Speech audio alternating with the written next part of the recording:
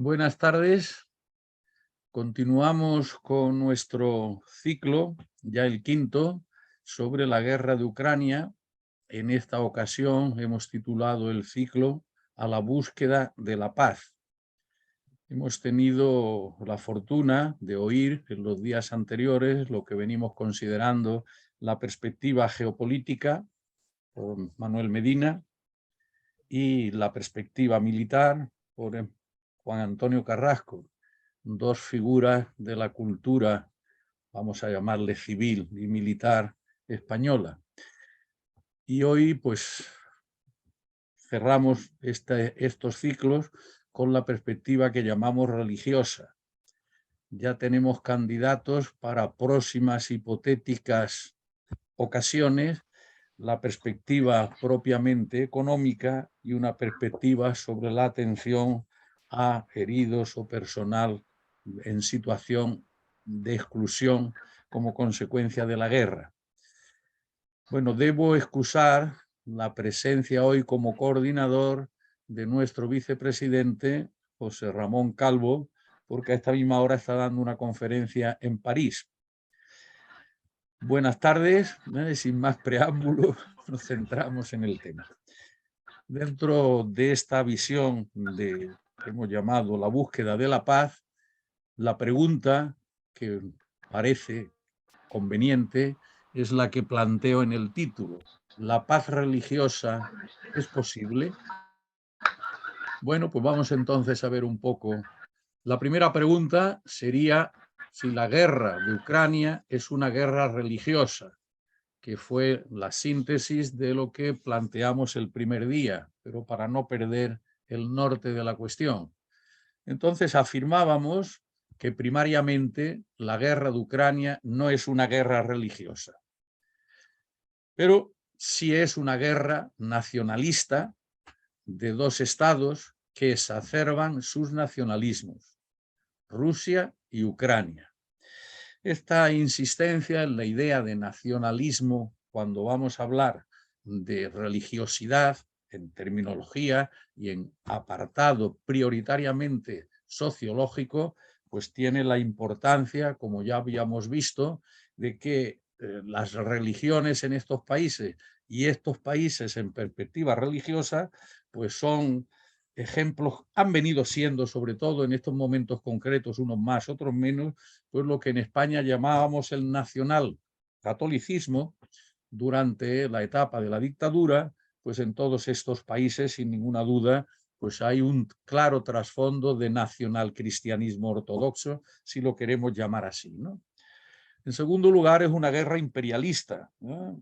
Son los deseos de Rusia de recuperar de alguna u otra manera pues su pasado, un pasado que es tanto en la época zar, en la época de imperio, en la época, ¿no?, comunista, sin ninguna duda. Y es una guerra, a su vez, internacionalizada. Es decir, que la guerra podemos poner como polos Rusia y la OTAN, ¿no? Bien, y por otra parte, pues también podríamos ver a lo largo de esta historia, que de momento está frenada al territorio de Ucrania, como había dicho el Papa Francisco hace unos meses, de que esto era una muestra de guerra mundial a cachitos, que va a trocito, o país de Occidente a país de Occidente, o de otros ayudando a Rusia. Bueno, pues tenemos esas tres ideas: nacionalista, imperialista, internacionalizada y también religiosa, es la pregunta entonces. Bien, pues solo consecuencialmente, a mi juicio, es una guerra religiosa. Y lo es porque implica, primero, una división de la Iglesia ortodoxa en Ucrania. Vamos a ver que hay al menos 3 focos de iglesias ortodoxas y vamos a ver cómo se han ido constituyendo y qué papel desempeñan. Y esto sería entonces una guerra religiosa fuerte, pero civil, guerra religiosa civil interna a Ucrania. Por otra parte, se está planteando la independencia de una de esas iglesias ucranianas ortodoxas respecto de el patriarcado de Moscú, del que y al que pertenecía pues prácticamente desde el siglo XVI, desde la constitución del Patriarcado de Moscú, con la intención de que una vez en poder de los otomanos o de los turcos, Estambul, en consecuencia Constantinopla, pues la nueva Roma, que había sido Constantinopla, pues Moscú quiso ser la nueva Roma. Y desde la perspectiva de la nueva Roma pretendían ser la cabeza de toda la Iglesia ortodoxa. Y en concreto, toda la Ucrania venía integrada dentro de lo que se llamaba el Patriarcado de Moscú y de todas las Rusias, con ese nombre tan rimbombante. Bien, y tercero, pues que como vamos a concretar un poco mejor, se ha generado un cisma que abarca cultura, sociedad, historia, en el conjunto de la Iglesia cristiana ortodoxa. Y vamos también a hacer un juicio sobre si la paz en esta Iglesia ortodoxa vista en perspectiva global, como consecuencia de la guerra de Ucrania y la generación de este cisma, en qué situación se encuentra la cristiandad vista aquí desde la perspectiva de la Iglesia ucraniana. Bien, estamos intentando hablar de paz. ¿Cuál sería el concepto de paz religiosa dentro de estas ideas para tener los marcos de referencia aceptablemente claros, ¿no? ¿Cuál es la acepción, objeto de estudio que aquí queremos ver como guerra religiosa y paz religiosa dentro del marco de esta guerra que hemos visto, ¿no?, entre Ucrania y Rusia, con las características de nacionalista, imperialista y universalizada? Bien, la acepción que podemos decir usual relativa a guerras ordinarias tienen lugar entre estados o naciones, o incluso entre ideologías religiosas que constituyen elementos primordiales de grupos enfrentados dentro de un estado, de una nación, de un país, que formarían parte en esa situación de guerra civil. Esa sería una acepción usual, la relativa a guerras ordinarias. Pero la actualidad y nuestro ciclo de conferencias se centra en la guerra de Ucrania. En consecuencia, podríamos considerar como acepción presente la guerra religiosa intrínseca a una determinada religión o iglesia, entre estados o naciones que poseen mayoritariamente una religión común. Esta será la perspectiva en la que desarrollaremos la sesión. Y entonces se orienta al proceso interno de la Iglesia. Veremos el papel de los cismas, de los cismas presentes, cuál ha sido el proceso, cuál ha sido la ejecución formal, cuáles las consecuencias y si es posible o no es posible, a nuestro juicio, la paz religiosa. En concreto, hay una componente religiosa en la guerra ordinaria, en sus manifestaciones y en sus consecuencias, en el seno de una iglesia común, la iglesia ortodoxa en nuestro caso, que se enfrenta y se divide.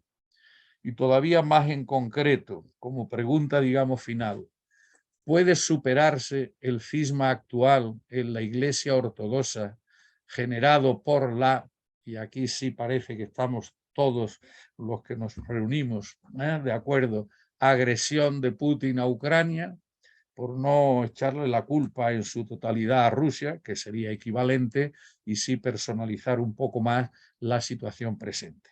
Y hacernos entonces la pregunta, ¿es posible la paz tras este cisma? Bueno, veamos un poquitín más la crisis de la Iglesia Ortodoxa en Ucrania. Los cristianos ortodoxos en Ucrania están divididos, como es usual y en todas partes, en más de, pero vamos, prácticamente en tres grupos. Uno primero, el fundamental hasta hace poco, es el que podemos llamar el de la tradición en presente. Y esa es la idea de que la Iglesia Ortodoxa ucraniana, dependiente del Patriarcado de Moscú, bajo la autoridad de la Iglesia de Rusia o de la Iglesia rusa, es del Patriarcado de Moscú. Esta es la inmensidad, la mayoría que existía sin ninguna duda, al menos hasta ese 2014 que hemos estado viendo casi todos los días como consecuencia de la invasión y la anexión por Rusia de Crimea. En segundo lugar, ya había un trasfondo de Iglesia Ortodoxa Ucraniana, Las 7:10. normalmente considerándose de manera autoproclamada en el año 1919, tras, digamos, pues la primera revolución campesina de febrero, marzo del año 18 en Rusia y de la revolución de octubre, noviembre bolchevique y de la implantación, o como queramos llamarlo, del comunismo de Lenin en Rusia. Desde entonces, una partecita importante de la Iglesia Ortodoxa que residía en Ucrania, dependiente del Patriarcado de Moscú, ya se independizó mediante una autoproclamación, y esta, digamos, los restos de esta, o con una manera complementaria de esta, se refundó en 1990, en esa otra ocasión solemne para Rusia, en este caso del decaimiento del comunismo o de la URSS, de la Unión de República Socialista Soviética, año 1990, que utilizábamos como referencia central del año 99, el año, perdón, 89, la caída del muro, el 90 la disolución y el 91 pues la consideración de las autonomías o independencias de los distintos países de la antigua URSS, ¿no? Y la actual, la que podemos llamar actual Iglesia Ortodoxa de Ucrania, que este es el título oficial. Por eso las anteriores he puesto ucraniana como adjetivo, dependiente del Patriarcado de Kiev o dependiente del Patriarcado de Moscú. Esta es la actual Iglesia Ortodoxa de Ucrania, creada por el Patriarcado Ecuménico de Constantinopla, que firmó el tomos que ellos llaman el decreto de autocefalia, es decir, de autonomía para la ya realmente existente, con aprobación del Concilio Ortodoxo, como Iglesia Ortodoxa de Ucrania. De manera que hoy está reconocida formalmente su independencia, independencia que es una independencia de poder, una independencia de poder administrativo, no independencia teológica, que aquí sí hay una firme unidad de creencia.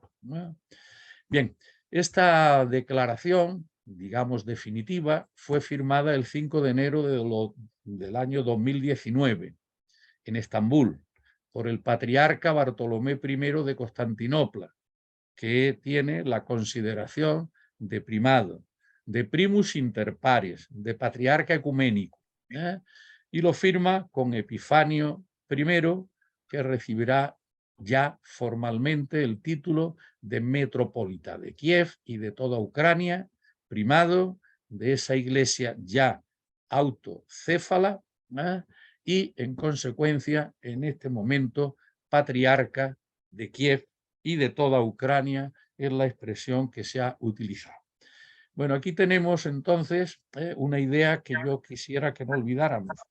Esto se constituyó en la etapa de Poroshenko, es decir, 5 meses antes de que Zelensky accediera a la presidencia de Ucrania. Esto es importante para que no se achaque al momento actual. Y fue ya el momento final, este 5 de enero del 19, de unos cuantos años después de la anexión por Rusia de Crimea, de estar reunidos en un concilio ortodoxo para resolver unos temitas a los que nos referiremos ahora. Bueno, aquí tenemos ese momento solemne, los dos patriarcas, digamos, unidos, Epifanio de Ucrania y Bartolomé de Constantinopla, que es el considerado patriarca ecuménico, pero que poder administrativo solo posee sobre la Iglesia de Constantinopla y todas las ramificaciones que van surgiendo en el mundo en distintos lugares que no están adscritas a otras iglesias nacionales, si queremos utilizar el adjetivo nacionales para estas iglesias, ¿no? Muy bien, el proceso, voy rápido. Aquí tenemos los dos símbolos. La iglesia San Miguel de las Cúpulas es foco del poder en Ucrania de la iglesia del Patriarcado de Moscú, y Santa Sofía, la catedral de Kiev, que hoy es pues la catedral de esta nueva iglesia a la que nos referimos. Bien, en consecuencia, este proceso de constitución de la Iglesia Ortodoxa de Ucrania, ya autocéfala, pues comenzó, de acuerdo con lo que he insinuado antes, con el colapso de la Unión Soviética de 1991, la proclamación de la independencia de Ucrania, y se aceleró con la anexión de Crimea. Bien, en 1997 el Patriarcado de Moscú excomulga, expresión general, retiran la condición de pertenencia a la Iglesia, eso es lo que quiere decir.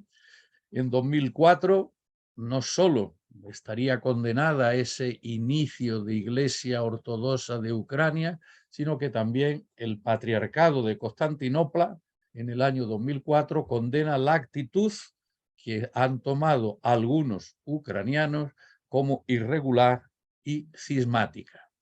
Bien, pero lo que quería el Patriarcado Ecuménico de Constantinopla, digamos, la mayoría de la Iglesia ortodoxa, era tener una sola iglesia autocéfala en Ucrania. Ucrania tiene unos 30 millones de cristianos que hasta esos momentos, como hemos insinuado, pues estaban divididos más o menos en esas tres iglesias a las que me he referido, ¿no? Bien, en consecuencia se concibe un concilio panortodoxo que se iba a celebrar en Creta. Lo importante de este concilio, como fondos de importancia, es que desde el año 787, no 1787, sino desde el año 787, la Iglesia Ortodoxa no había celebrado ningún concilio. Y el 787 es el último de los que se consideran por todas las iglesias cristianas, digamos todas, la Iglesia Católica, las iglesias protestantes y la Iglesia Ortodoxa, como los concilios ecuménicos para todas ellas, como marco, marco teórico, marco teológico, marco común.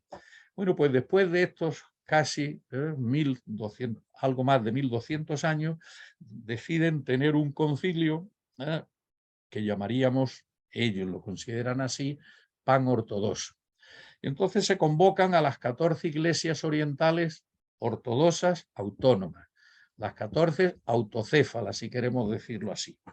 En estos momentos ya son 15, pero entonces no estaba todavía reconocida la Iglesia de Ucrania. Bien, en consecuencia, pretenden, ya que se van a reunir en concilio panortodoxo por primera vez en la historia, después de más de 1000 años, a tratar temas tales como la diáspora.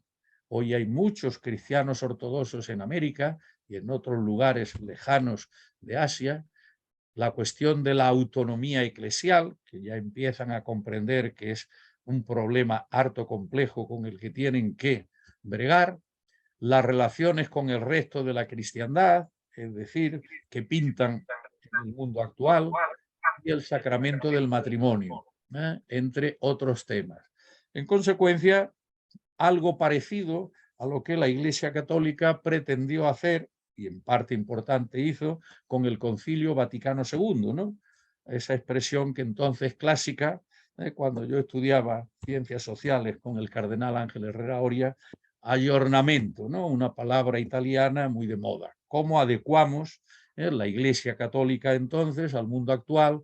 Y un tanto parecido a esto es lo que pretendía este concilio ortodoxo en esa reunión de Creta que acaba, como hemos ya preanunciado, en el año 18, ¿no? Bien, pues ya deciden no asistir directamente las iglesias ortodoxas de Rusia, de Bulgaria, de Georgia y de Antioquía. Es decir, ya empieza a existir pues un malestar de división clara. En consecuencia, ya para ese concilio había estas manifestaciones de ruptura, si queremos llamarlo así, ¿no? Bien, pero lo que se pretendía era un diálogo interortodoxo y más aún ecuménico, cristiano e incluso interreligioso, ¿eh? En la intención también que el Papa Francisco pues viene más o menos intentando y realizando lentamente, ¿eh?, de manera práctica desde la Iglesia de Roma. Bien, pues aquí tenemos el hoy, que podemos decir símbolo de esta nuestra Iglesia. En el año 2018, a finales, ese proceso se cierra, proceso sinodal, ¿eh?, y se crea la Iglesia Ortodoxa de Ucrania como autocéfala en las fases a las que podemos referirnos, propias de toda reunión universal, unas reuniones previas, gestiones, la solicitud formal de las tres iglesias ortodoxas ucranianas a las que me he referido, hacer un sínodo extraordinario de unificación, y finalmente la Iglesia Ortodoxa rusa. Dentro de ese proceso, como hemos anunciado, el Patriarcado de Moscú rompe toda relación con el Patriarcado de Constantinopla. Se produce pública, notoria y de manera explosiva en términos eclesiales el cisma, en la Iglesia Ortodoxa. No olvidemos que el Patriarcado de Moscú o la Iglesia rusa dice que tiene, se cree que tiene, se estima en unos entre 100 y 130 millones de cristianos ortodoxos. El resto de todas las iglesias ortodoxas viene a tener más o menos también como estimación sociológica entre 100 y 130 cristianos ortodoxos. Es decir, que del Patriarcado de Moscú depende el 50% de los cristianos ortodoxos actuales. Bueno, pues tras los numerosos pasos políticos, administrativos, de sociologías religiosas y de intenciones, en enero del 2019 se firma el Tomos, el decreto de reconocimiento de la Iglesia de Ucrania como Iglesia autocéfala, ya con personalidad jurídico-religiosa administrativa plena, plenitud de poder y de administración interna. Muy bien, en consecuencia se genera el cisma al que me he referido, ¿no? Ese concilio de patriarcas ortodoxos ha llegado a esa conclusión y, por tanto, el resultado de esa reunión sinodal o conciliar es que se generó una desunión superior a la unión que se había previsto, incluso entre los 10 presentes, que más uno ya serían 11, ¿no? Bueno, ese fue, digamos, el resultado formal. Casos específicos hay, y habría mucho, y podríamos comentar bastante. Hasta este momento solo hemos hablado de iglesias ortodoxas nacionales. La tradición era que estas iglesias dependían bajo el poder, vamos a decirlo así, de una sede ciudadana.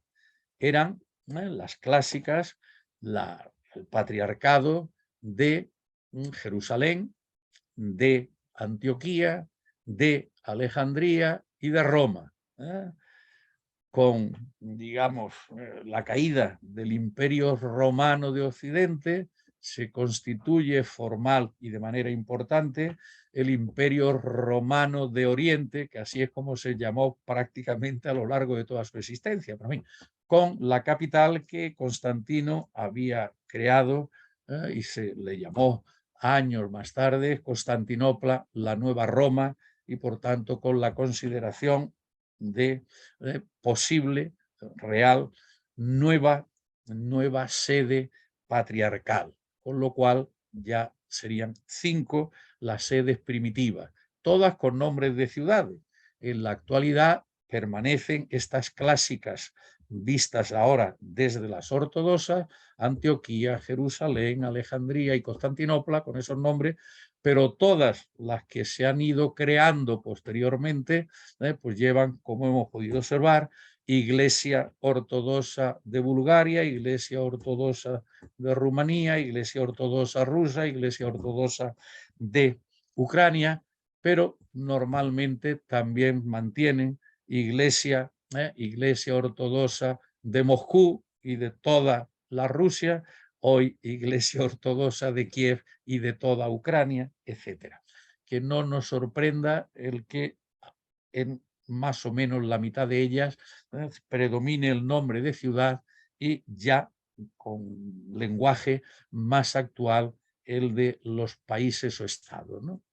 Bien, en consecuencia hay un enfrentamiento radical entre el patriarcado ecuménico con las 9 iglesias autocéfalas presentes, ya 10, que dirige o que gobierna solo como primus inter pares, Bartolomé I, que es el patriarca de Constantinopla, y Kirill I, el patriarca de Moscú. La ruptura entre estos dos personifica la ruptura entre las iglesias, ¿no? Bien, y como he dicho, pues la mitad en cuanto a fieles prácticamente y en cuanto a poder religioso en el mundo de estas iglesias.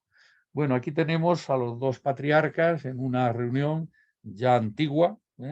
No es previsible que se aproximen o que se acerquen en estos últimos años, pero bueno, ahí los tenemos a los dos en una etapa anterior. Bien, el patriarcado de Moscú en 2023 es el más numeroso e importante. Lo quizá puede parecer a algunos lo más sorprendente, pero dentro del carácter este de iglesias nacionalistas, pues no tendría por qué sorprendernos tanto, es la relación idílica de Kirill I con Putin, algo verdaderamente sorprendente. Si queremos decirlo así, pues puede parecer hasta casi extravagante.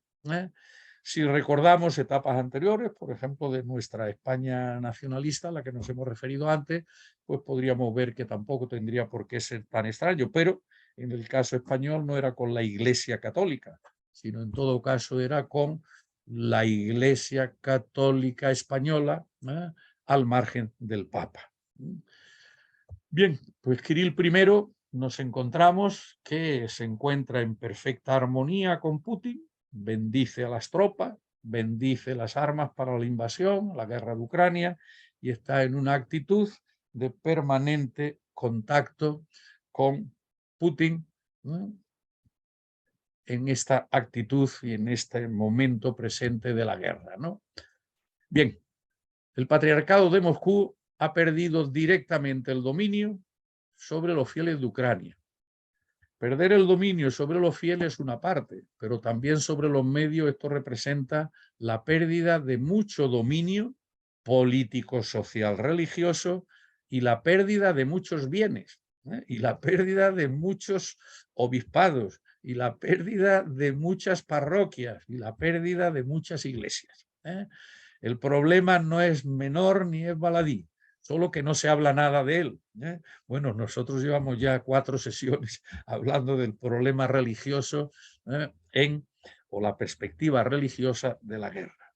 Es tema importante, aunque no esté en el frente ni en los bombardeos de manera directa. Bueno, el patriarcado de Moscú, sin ninguna duda, ha reducido enormemente su prestigio y su poder en las iglesias ortodoxas de otros países en los que están presentes iglesias ortodoxas rusas. Ejemplos de Madrid y Canarias, que tenemos tanto en Madrid como en Canarias iglesias, parroquias diríamos aquí, dependientes del patriarcado de Moscú. Estos, como otras, dependientes de otros patriarcados. La iglesia ortodoxa hoy está muy extendida y se está extendiendo mucho, sobre todo en aquellos ámbitos de la cristiandad católica y de la cristiandad preponderantemente protestante. O si queremos decirlo así, pues las tres principales vías de cristianismo, pues están más o menos repartiéndose las mismas poblaciones. Bien, la guerra, que no es primariamente, como decíamos, una guerra religiosa, es también una guerra religiosa. Y por lo que afecta a Ucrania, de momento cada vez se va paliando, pero en sus orígenes, gran guerra religiosa civil, y en ellas estamos. En ellas está el Patriarcado de Moscú y sus obispos, obispos y fieles, y por otro lado, los cada vez más numerosos que se integran en la Iglesia ucraniana autocéfala, ¿no? Bueno, pues aquí tenemos otra imagen majestuosa de Kirill I. Quizá convenga recordar un poco para que podamos ver la importancia que le demos a estos aspectos, cuáles son, va a ser muy fugaz, las diferencias básicas entre la Iglesia ortodoxa y la Iglesia católica, puesto que nosotros entendemos mejor los fenómenos, repito, prioritariamente de orden sociológico, de nuestra cultura occidental católica, para mejor comprensión y contraste. Pero las intenciones son exclusivamente sociológicas, no propiamente teológicas, ¿no? Bien, el tema de la jurisdicción o poder. El caso de la Iglesia Católica es una iglesia jerarquizada, perfectamente, podríamos decir así, estructurada, con un poder piramidal o con una jerarquía. Frente a eso, el poder en la Iglesia ortodoxa está distribuido entre las distintas iglesias autocéfalas, con radical división, frente a la absoluta, podemos decir sin duda. Otro tema serán las herejías, otro tema serán las salidas de la cabecera, otro tema serán las tensiones.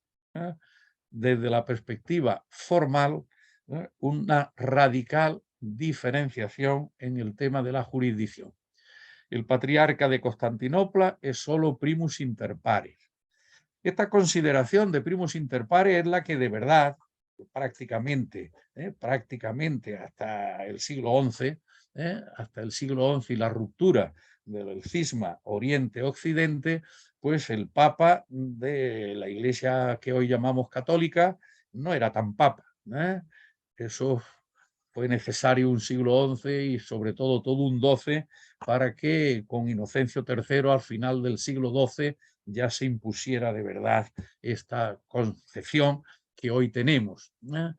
El Papa era primus inter pares y los cuatro patriarcas clásicos a los que hemos considerado antes, pues para los primitivos o los primeros concilios ecuménicos le concedían al Papa el honor de que lo presidiera.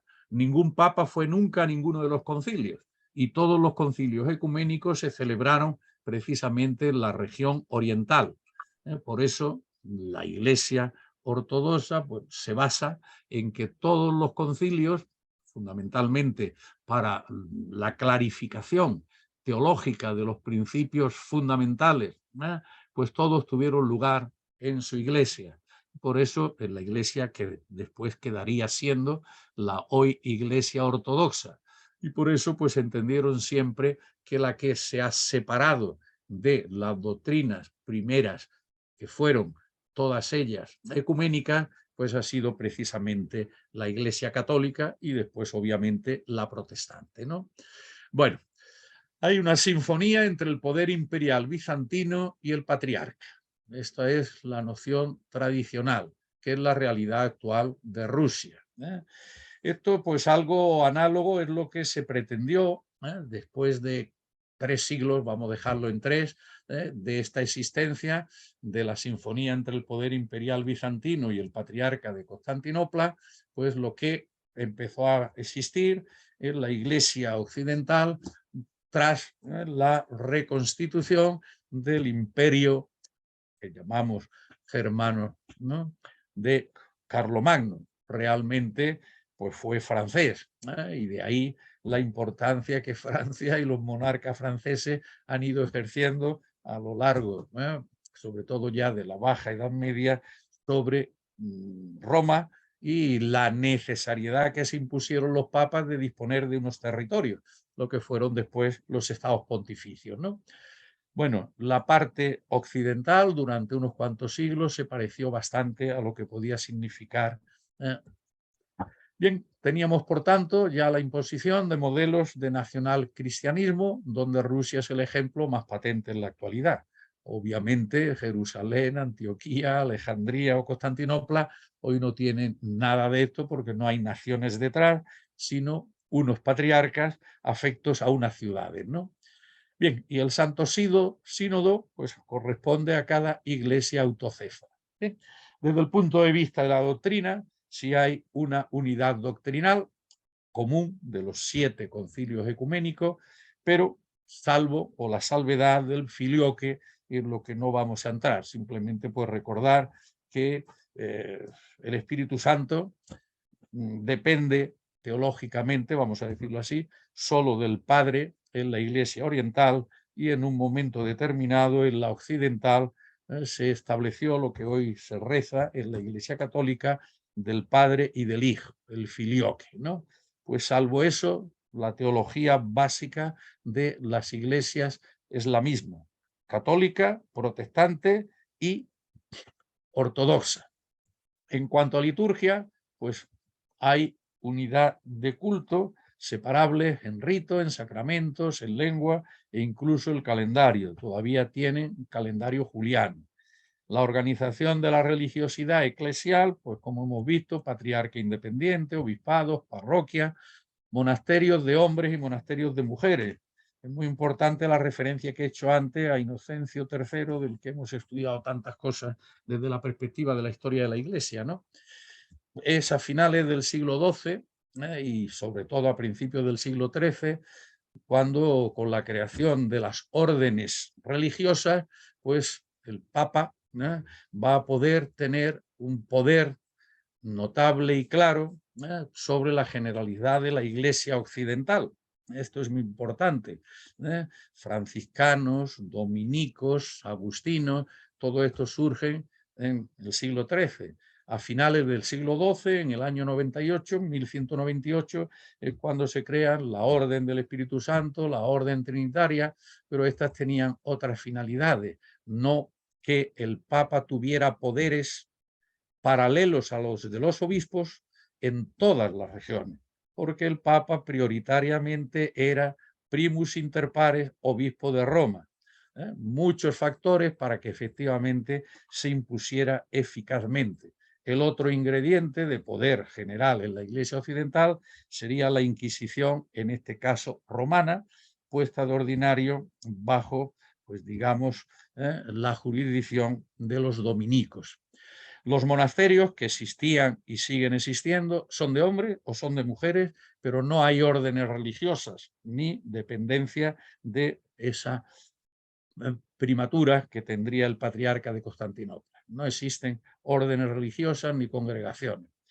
Bien, entonces desde el punto de vista de la geografía, pues podemos ver que mirando el mapa, pues podemos observar que hay un conjunto de ciudades de referencia, un conjunto de naciones de referencia y sobre todo que hoy no podríamos referirnos a un mapa porque la religión ortodoxa se está difundiendo fundamentalmente a los efectos de relevancia en los Estados Unidos y en Canadá, lo cual nos hará ver dentro de no mucho tiempo que habrá nuevos intentos de iglesias autocéfalas en lugares lejanos de el oriente europeo con su expansión hacia Centroasia, ¿no?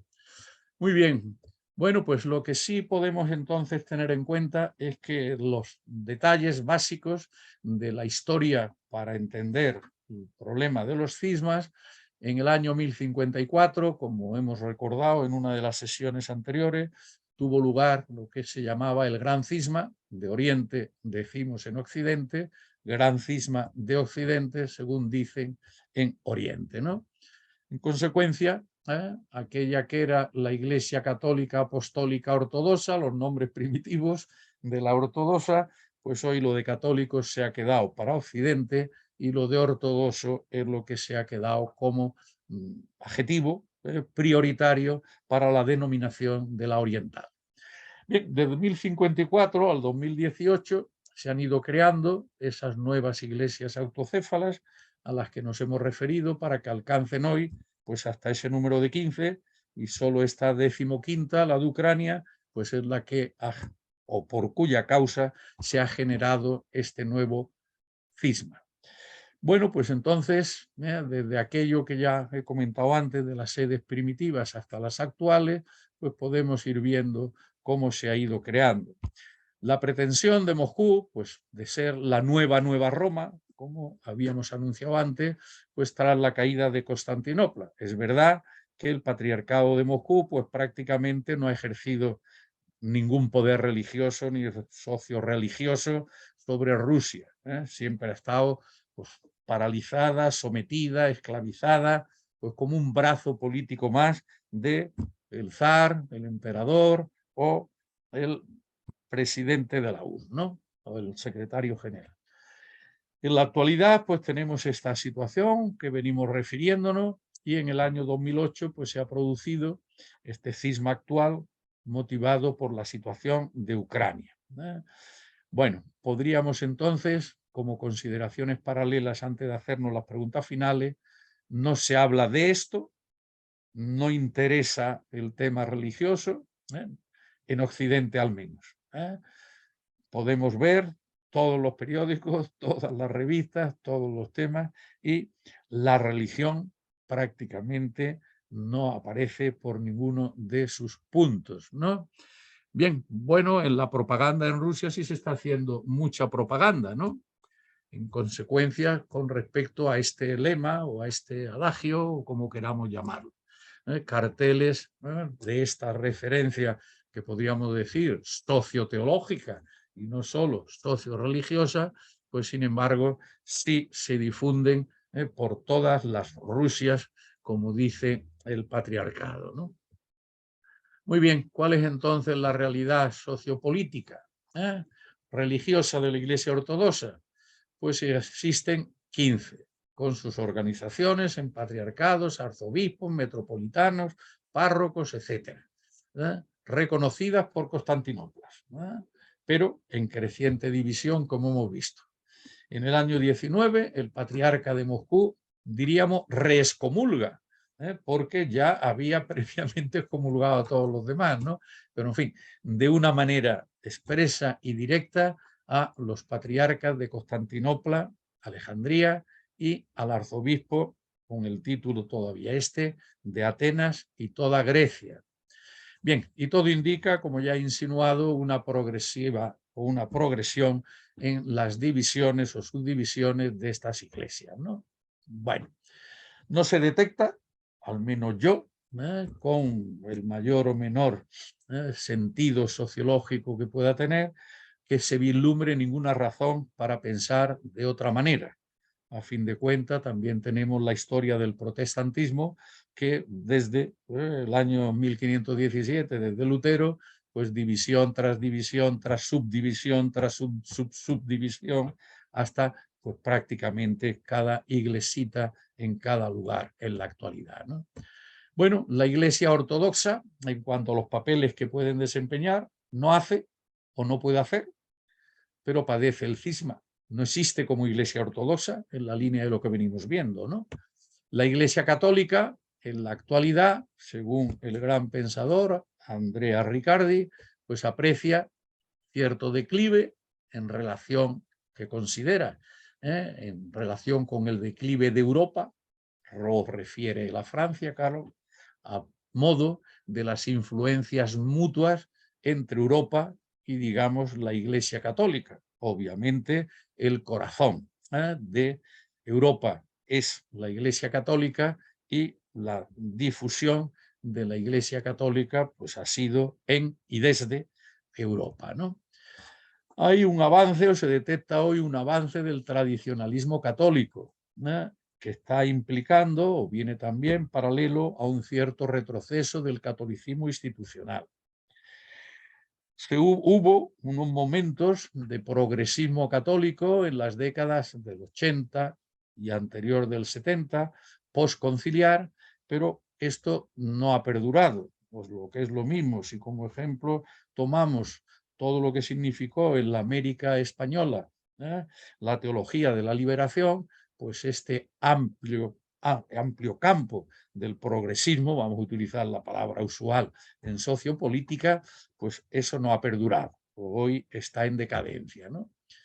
La crisis actual, sin embargo, la ve Riccardi como una oportunidad para un renacimiento de la Iglesia Católica, ¿eh? Y se está pensando en muchos lugares, en estos ámbitos relativamente progresistas, de la necesidad de transitar desde el exceso de jerarquización que se supone a un cierto predominio de la dimensión comunitaria. Y esto es lo que ha surgido fundamentalmente en partes importantes de los sínodos en los que hoy se encuentra la Iglesia Católica, ¿no? Bueno, el protestantismo, pues desde esta perspectiva de poder desempeñar papel en la guerra de Ucrania, pues prácticamente ninguno. Es decir, es inútil en cuanto a colectividad, puesto que no existe como colectividad, ¿no? La Iglesia ortodoxa no lo hace, no lo puede hacer. La Iglesia católica, pues en la actualidad está en una situación que ahora vamos a ver qué es lo que quiere hacer, ¿eh? Y el protestantismo, pues es imposible. No tiene una autoridad, no tiene una representación, ¿eh? Aunque obviamente ofrezca al cristianismo pues el significado extraordinario, vamos a decirlo así, de la gigantesca libertad que ofrece, no a cada una de sus confesiones, sino incluso a cada uno de los miembros frente a organización y jerarquización. Pensemos en el ejemplo de la Iglesia presbiteriana, sobre la que hemos tenido oportunidad de hablar hace poco, recordando a un premio Nobel de Física del que celebramos el centenario de su concesión, ¿no? Muy bien. Bueno, pues veamos entonces muy fugazmente, porque se nos va acabando el tiempo reglado, el papel de la Iglesia Católica representado por el Papa Francisco, ya que las otras, ciertamente, pues por su constitución, en este tema, pues no tiene mucho que decir, ¿no? Desde una perspectiva doctrinal, que podemos decir que forma parte del magisterio del Papa Francisco, pues ha venido intentando realizar y difundir una cultura del diálogo como estilo de vida y como método para la resolución pacífica de conflictos, ¿no? Entre las cosas que los más conservadores pues le critican está pues que se ha ido a ver a las máximas figuras político-religiosas, quiero que quede claro que estamos hablando de perspectiva sociopolítica, ¿no? A las dos figuras máximas de, digamos, de la religión musulmana, ¿no? Al principal de los chiíes y al principal de los suníes, y a los que ha dedicado, pues, nada menos que parte importante de sus encíclicas y sobre todo la Fratelli Tutti, la que se refiere al mundo en tanto que humanidad como consecuencia de la problemática económico-social de exclusión, etcétera, que hay, ¿no? Bien, y ha establecido más o menos un nuevo paradigma, el de la iglesia de los pobres, de los excluidos, de las periferias, muy criticado por el conservadurismo, pero que esto lo ha seguido manteniendo a lo largo de todo su pontificado, ¿no? Bien, pero claro, el Papa ha sido rechazado por ambas partes. Esto hace falta que lo tengamos también presente, ¿no? Bueno, un buen día, hace pocos días, Zelensky fue a visitar al Papa, como todos habréis visto, porque esto se ha surgido en la prensa diaria, ¿no? Bien, en consecuencia, el 2 de octubre ya había suplicado públicamente a Putin que detuviera la guerra. 2 de octubre del 22, pero no se atrevió a más, o se conformó con esa, hacerle una súplica. Y pide a Zelensky que esté abierto a propuestas de paz seria. Bueno, la perspectiva del Papa ante su idea de alertar del riesgo de una escalada nuclear mundial, que ya pudimos observar en estos días anteriores, que era algo que siempre tenemos como trasfondo de nuestros pensares, y que a los líderes del mundo que busquen instrumentos diplomáticos para frenar el conflicto. Pero se le venía achacando desde esa primera intervención de octubre del 2022 que en ningún momento ha hablado de Putin ni de Rusia como causante, o lo que es lo mismo, desde la perspectiva occidental y obviamente desde la perspectiva de Ucrania, esto era intolerable. Era intolerable que el Papa quisiera jugar un papel de intermediación ya desde esos momentos iniciales. Bien, pues como decía hace unos días, el 13 de mayo visita Zelensky al Vaticano y lo que nos cuenta Zelensky es que el Papa estaba equidistante, y que la culpa, ¿no?, se debe a que ha habido una invasión injustificada y criminal, las palabras que utiliza Zelensky, y que por tanto no se puede ser equidistante. Bueno, el Papa ha tomado solo esta otra decisión por el momento, y es enviar un mediador el 5 de junio. Hoy, como todos habrán visto por televisión, pues hay una mediación que llamamos africana, africana, encabezada por presidente de Sudáfrica, y con intenciones no solo de ver hoy a Zelensky en Kiev, sino de ver a Putin, según se les ha reconocido, en San Petersburgo. Bueno, pues hoy, desde el 5 de junio, hay un mediador en ese momento, que es nada menos que el cardenal Matteo Zuppi, que es una de las figuras del Vaticano en mediaciones en conflictos internacionales. Muy bien, en consecuencia, vamos a cerrar las relaciones entre la Iglesia Católica y la Ortodoxa, el gran cisma, recordamos, de 1054, el encuentro de Pablo VI y Atenágoras en 1964. Pablo VI, por eso, por esto, entre otras cosas, lo recuerda tanto Francisco, que ciertamente pues, no recuerda tanto ni a Juan Pablo II ni a Benedicto XVI. El encuentro de Pablo VI y Atenágoras, como recuerda al Concilio Vaticano II, el pontífice actual, ¿no? Bien, y en el año 1965, desde el 1054, 911 años para que mutuamente la Iglesia Ortodoxa y la Iglesia Católica levantaran de manera firme y solemne la mutua excomunión mediante una declaración formal, en ese abrazo que significaron Pablo VI y Atenágoras. Pero esto, de momento, no ha significado nada más que eso, o para los muy optimistas significó nada menos que eso. No ha tenido otro paso más allá que el magnífico encuentro entre Francisco y Bartolomé, primero el patriarca de Constantinopla, en unas reuniones extraordinarias, y por parte del Papa, pues nada menos que considera que la reflexión teológica sobre el planeta Tierra, eso que estoy llamando el mundo planeta, pues la reflexión teológica se la debe precisamente a los criterios, incluso la noción de pecado contra el planeta, a las reflexiones teológicas de Bartolomé. Nunca un papa había tomado como fuente una reflexión, como un papa desde el cisma. Las iglesias de los 1000 primeros años era unida sobre un patriarca ortodoxo. Muy bien, pues el Papa también ha visto a Kirill I, pero no le fue posible tenerlo en lugares más o menos normales, ¿no?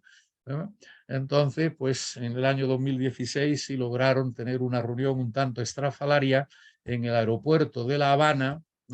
Ahí podemos ver al hermano de Fidel, Rubén Castro, ¿no? En el año 2016. Desde entonces, pues solo se han llamado, según ha reflejado la prensa, pues unas expresiones no muy gratas el uno al otro y el otro al uno. de monaguillo uno y de sacristán el otro, ¿no? Bueno, sí, un detalle interesante es que las únicas iglesias ortodoxas que tienen como santos patronos a San Andrés, que es el de toda la iglesia ortodoxa, el de la iglesia occidental es San Pedro, claro, pues el Protrocletos, el primer apóstol llamado por Jesús, hermano de Pedro, pues este, sin embargo, sí es patrono de Rusia, es patrono de Ucrania y es patrono de toda la iglesia ortodoxa. Es una anécdota, pero harto significativa, ¿no? Bueno, acabamos. ¿Es posible la paz entre las iglesias ortodoxas de Ucrania y de Rusia? Bueno, el futuro no está escrito, solo faltaba que pretendiera uno hacer de profeta, ¿no? El futuro no está escrito. La condición de profeta no se posee. Pero sí hay, claro, sí hay un montón de enseñanzas, algunas las hemos podido exhibir en esta fugaz intervención.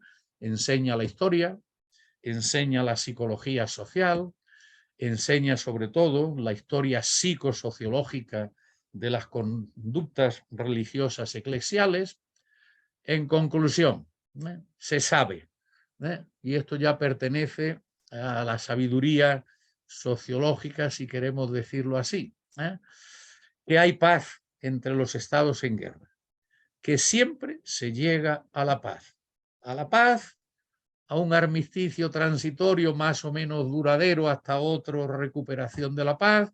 Poníamos como ejemplo el caso de Corea, pues fijaos, después de 25 años de guerra, si empezó en el 55, pues bueno, 75, llevamos casi otros 50 años con un armisticio y separada la Corea del Norte y la Corea del Sur, pero de momento los misiles parece que sobrevuelan más bien el Japón que Corea del Sur, ¿no?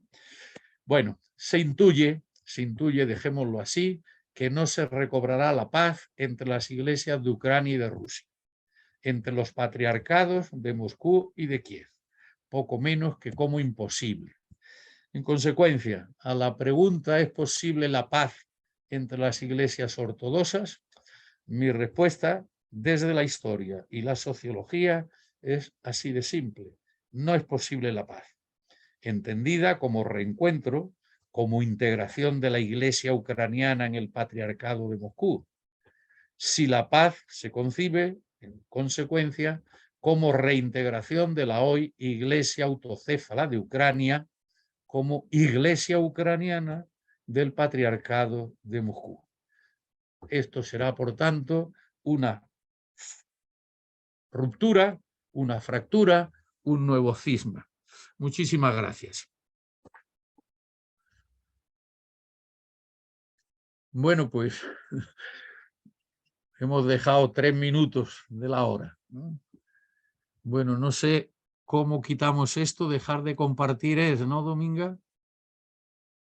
Dejamos esto y ya nos vemos, ¿no? Muy bien, pues mi Perdón, enhorabuena. perdón un segundo que no sé qué he hecho.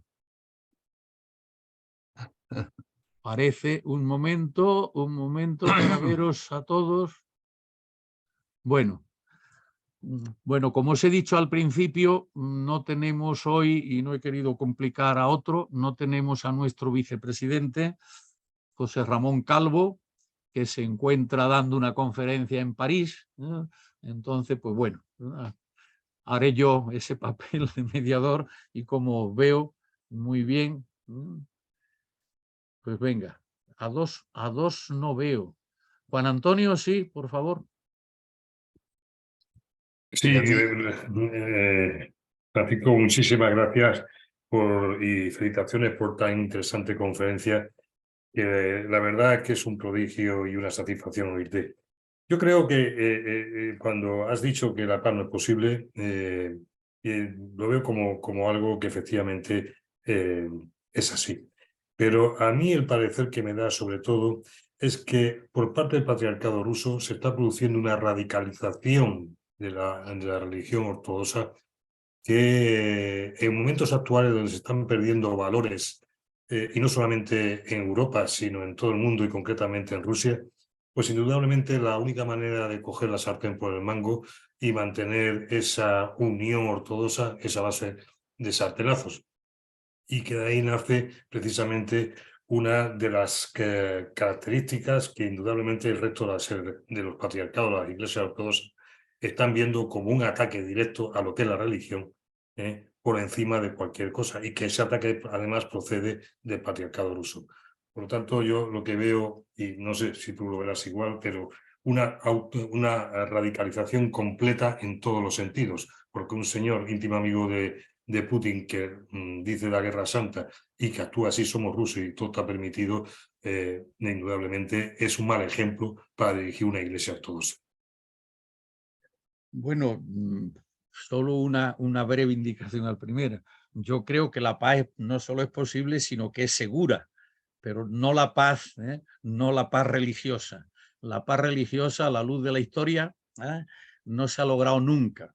En los primeros concilios, el concilio de Nicea I, el concilio de Constantinopla I, en los que se planteaba si Jesús era Dios, después, entre otras cosas importantes, si el Espíritu Santo era Dios, etcétera, prácticamente los concilios lo que suponían eran encontrar una unidad general, salvo el hereje o salvo la herejía concreta que pudieran desempeñar algunos o algunos, ¿no?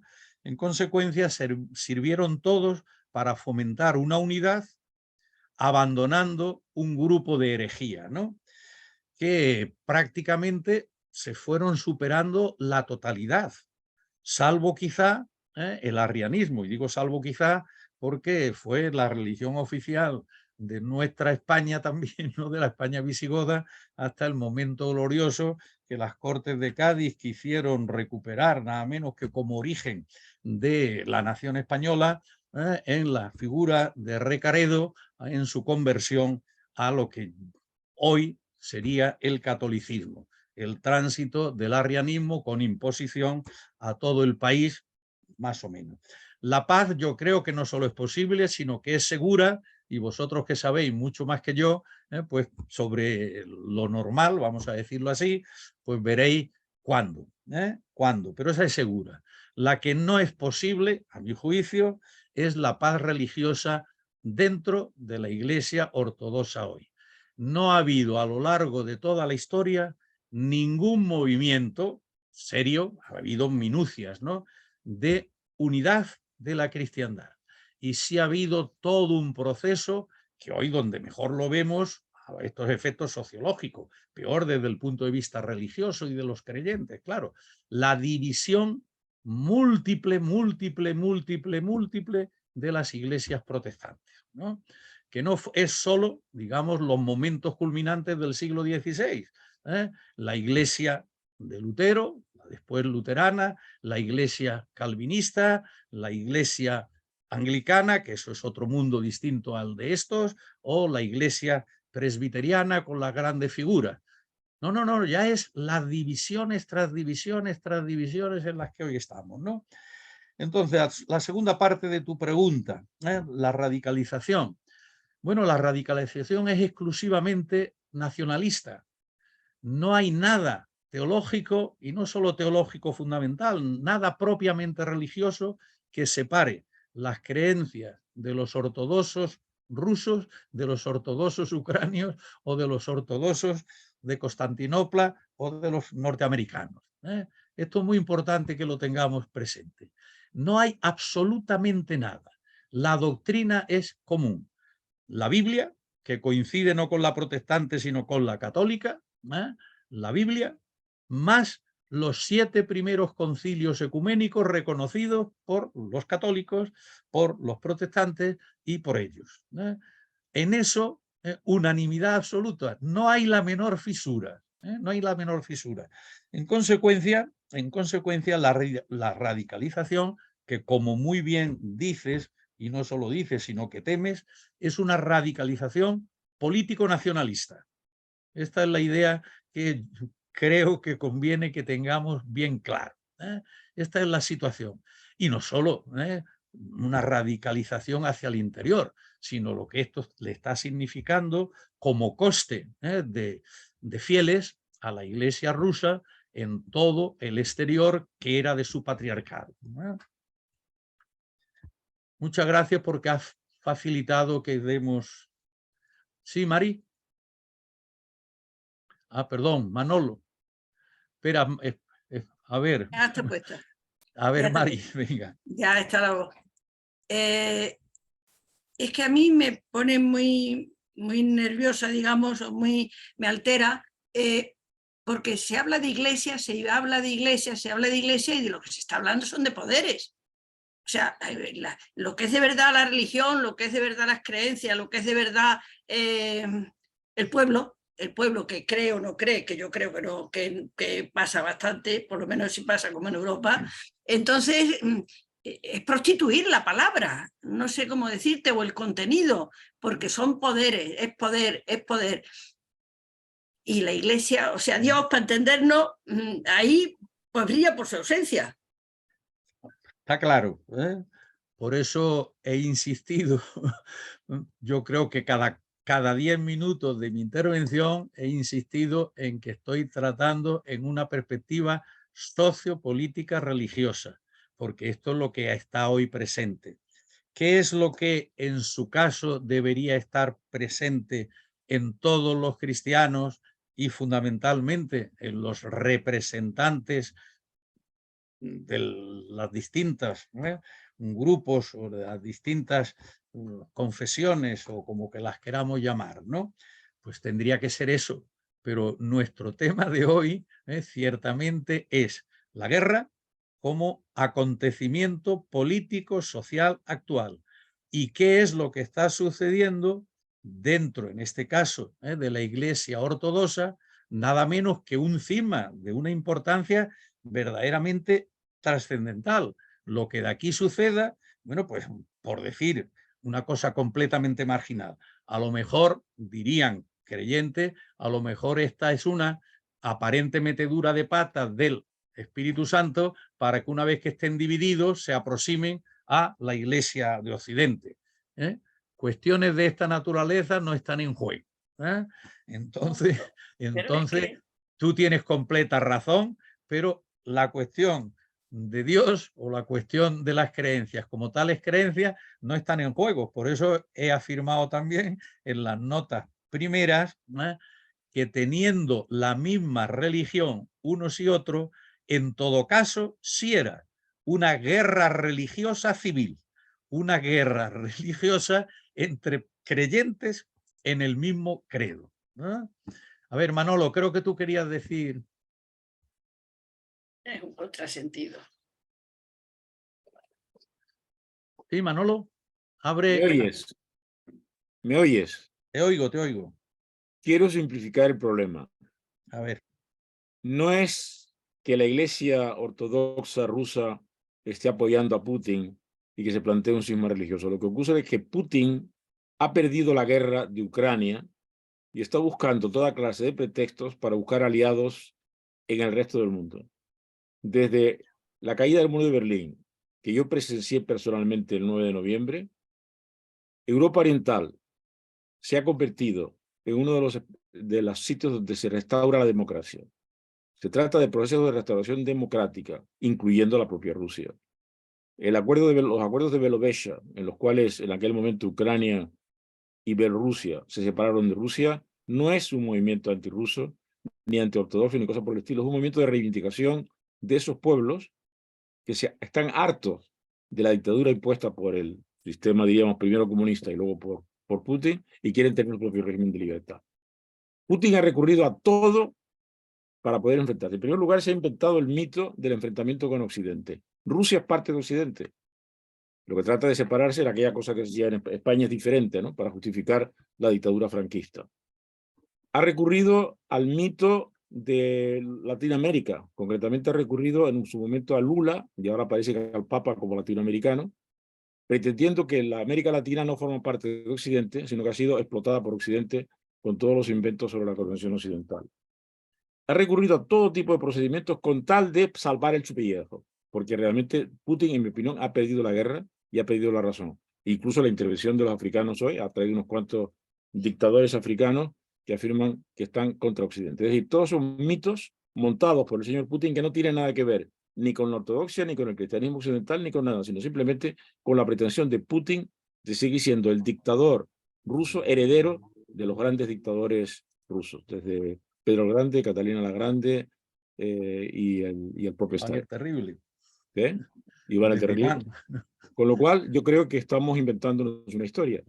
Que por un lado Bueno, está vamos a ver. y pretender que el Papa en este momento sea un mediador entre dos concepciones tan distintas como es la democracia occidental y la dictadura de Putin me parece una pretensión absurda, que eso no va a ninguna parte. Bueno, vamos a ver, hay muchos temas aquí. El principal, podemos estar de acuerdo, más o menos. Putin ha perdido la guerra o Putin perderá la guerra. Vamos a ver ahí también poner matices, que está el trasfondo del último reducto o de la última solución o salida que le queda a un loco. Eso lo podemos decir hoy, eso lo podemos decir hoy o lo decimos. Pero el tema de Putin o de la relación de Putin con Kirill no es de hoy. El problema, como he dicho, pues está planteado desde el año 15, desde la perspectiva interna a la Iglesia Ortodoxa. Eso por una parte. Por otra parte, Putin se venía apoyando desde entonces para consumo interno dentro de la propia Rusia en la religión, como sabes también perfectamente, ¿no? Y las últimas, digamos, dádivas de Putin a Kirill I, pues es hacerle en el propio Moscú un Vaticano más grande, más importante, más poderoso en apariencia dentro de esos doudes de una Rusia que hoy afirma tener 130 millones de cristianos ortodoxos, que es una fuerza verdaderamente extraordinaria. Putin utiliza a Kirill y Kirill desde el comienzo de todo esto tiene la misma fibra, como tú lo quieras llamar, mucho mejor que lo pueda llamar yo, tiene el mismo espíritu nacionalista, imperialista, entre otras razones, porque Ucrania ha dependido siempre en la religión ortodoxa, siempre del patriarcado de Moscú. Es decir, Putin podrá aspirar a ámbitos más extensos que la actual Ucrania, como parece ser que tiene. Pero el caso de Kirill está vivo y está presente hoy. Por eso, estando de acuerdo en que Putin hoy por hoy ha perdido por lo menos el prestigio internacional, esta es una cuestión paralela a la que hemos tratado, ¿no? Y luego has puesto también sobre el tapete otro conjunto de cuestiones.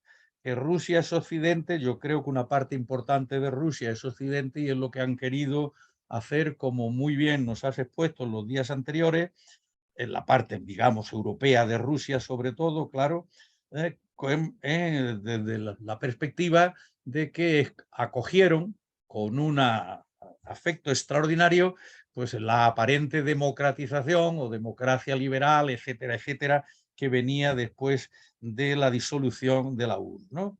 Totalmente de acuerdo también, ¿no? Y sobre el otro tema que has planteado, sin ninguna duda, China, que hizo un primer intento de paz, pues fracasó, vamos a decirlo así. El segundo parece ser que fue Lula, vamos a decirlo como segundo. Y el tercero, que lo podemos decir también, pues ha sido el Papa. No se me ocurre a mí decir que el Papa haya tenido ningún éxito, ni que vaya a tenerlo. Repito, en términos socio-religiosos. Lo que sí está claro es cuál es la filosofía política, la pastoral social, lo que ha significado su predicación y su actitud política en busca de la paz. Sin ninguna duda, formalmente ha querido ser igual de equidistante que como se presentó Lula. Desde esta perspectiva, podemos decir que los dos están condenados al mismo fracaso, porque ciertamente no es lo mismo agredir que defenderse. No es lo mismo bombardear que procurar recuperar territorio. Entonces, adoptar o pretender adoptar una postura equidistante, que sí será la que tenga que hacer, tú sabes de esto mucho más que yo, la que tendrán que hacer finalmente los países, digamos la OTAN y Rusia, si decimos que son los que están básicamente al frente de los dos bandos, pues ahí sí que tendrán que ver qué tipo de equidistancia se logra para que efectivamente alcancemos la deseable paz de la guerra, ¿no? Pero ciertamente como principios, y aquí discrepo del uno y del otro, como principio no se puede estar equidistante del agredido y del agresor. Y creo que en esto estamos completamente de acuerdo por lo que hemos hablado estos días, ¿no? Mientras sigan estos, que me da igual China, Lula, el Papa, que el conjunto este de africanos que están hoy a la cabeza de esta intención de paz, no, no se puede pretender una equidistancia. Sí un intento, creo que esto sí, es lo propio, sí un intento de aproximación a unos y aproximación a otros, si lo que queremos es que se aproximen ellos. Pero pública y notoriamente no se puede decir que se está equidistante. Este es mi criterio, Manolo, que creo que coincidimos. Claro. De acuerdo. Más cosas. A ver, venga, romper fuegos. A ver, Fernando.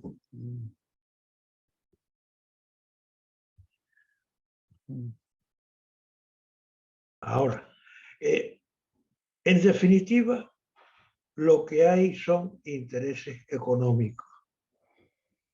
Esa invasión es para quedarse con la riqueza que tiene Ucrania, digo yo. Bueno, ese no es tema de hoy. Ese tema lo hemos visto estos días atrás.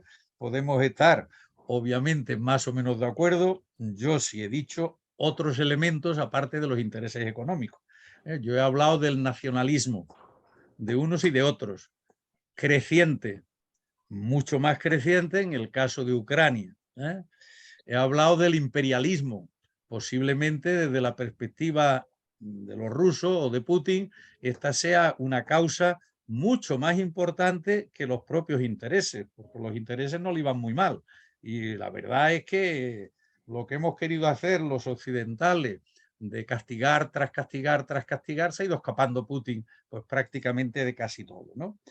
Bueno, tenemos ya una nueva figura en la academia, catedrático de economía, de empresa y de cosas de estas, que ya tenemos previsto que para un próximo ciclo, si no se logra la paz, si nos haga ver un poco más a fondo la perspectiva propiamente o específicamente o prioritariamente económica, ¿no?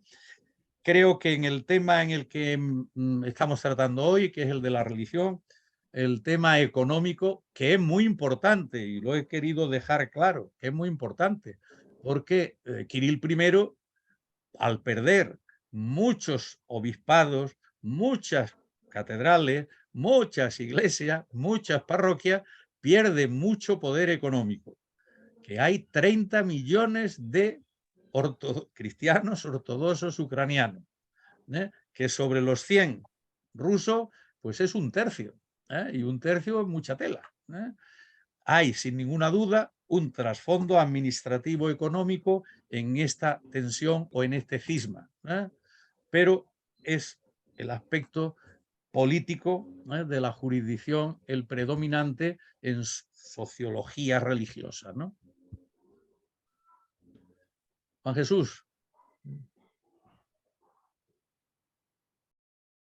Sí, muchas gracias por todas las enseñanzas con las que nos has deleitado esta tarde. Y yo te quería preguntar, puesto que el tema de hoy, como dices, acabas de remarcar, es la religión, yo quería comentar que no la religión, sino las iglesias están dando un espectáculo lamentable. Es decir, cuando los hechos en que se circunscriben, los que estamos contemplando todo el planeta, son de muertes, de destrucción, de contaminación, de hambre, de muertos, de daños colaterales, que las iglesias estén haciendo un papel de exacerbar los sentimientos nacionalistas, me parece que es el desprestigio total.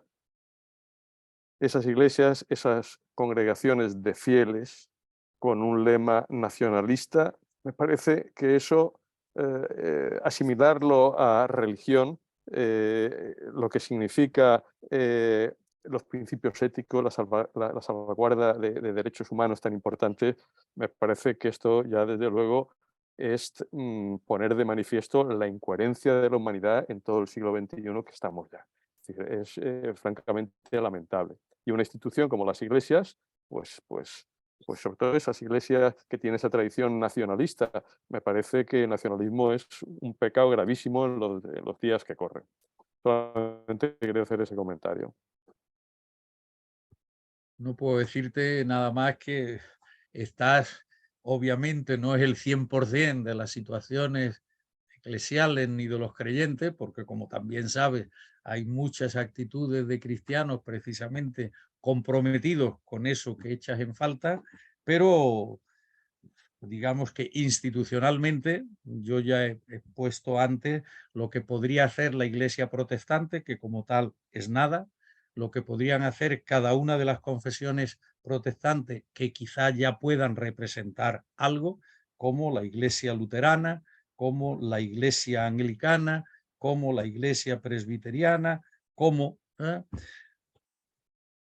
algunos aspectos concretos, pero las divisiones son tantas que no.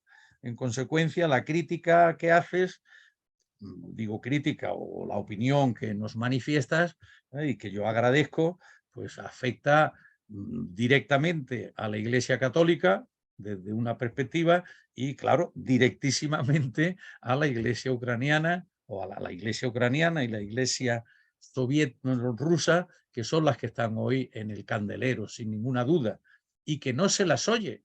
Solo se las oye para ver a Kirill bendiciendo los tanques, bendiciendo las tropas, bendiciendo la acción de Putin y dirigiéndose a toda Rusia, es decir, a toda su cristiandad ortodoxa de su patriarcado, defendiendo la historia de Rusia, defendiendo su patriarcado, defendiendo los criterios y las acciones de Putin. En consecuencia, pues yo lo condeno. Otro tema es que mi condena no sirve para nada, claro, obviamente. Bueno, pues no sé si...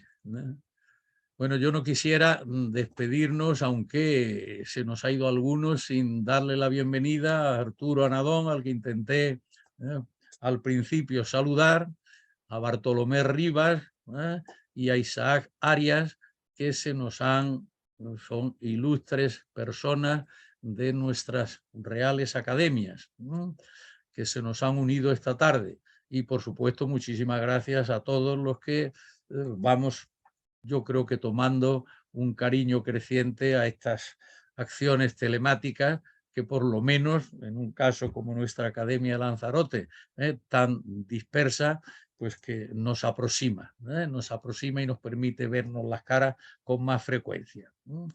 Bueno, el lunes próximo tenemos una sesión telemática en la que, ya que hoy estamos hablando de religión, nuestro teólogo oficial, Felipe Bermúdez, nos va a presentar el libro que fue o que constituyó su tesis doctoral en teología, cuando su condición de profesor del Instituto Teológico de las Islas Canarias, y con el título trasfondo de la fiesta canaria, como elemento central y capital de la fiesta canaria.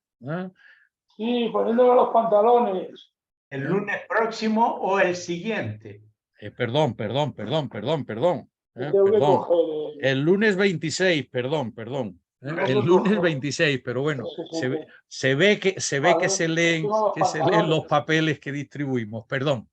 Yo lo que quería es empalmar la religiosidad de hoy sociológica con una religiosidad pretendidamente al menos teológica en el plano de lo popular, de la teología popular, como corresponde a una tesis doctoral sobre teología pastoral, ¿no?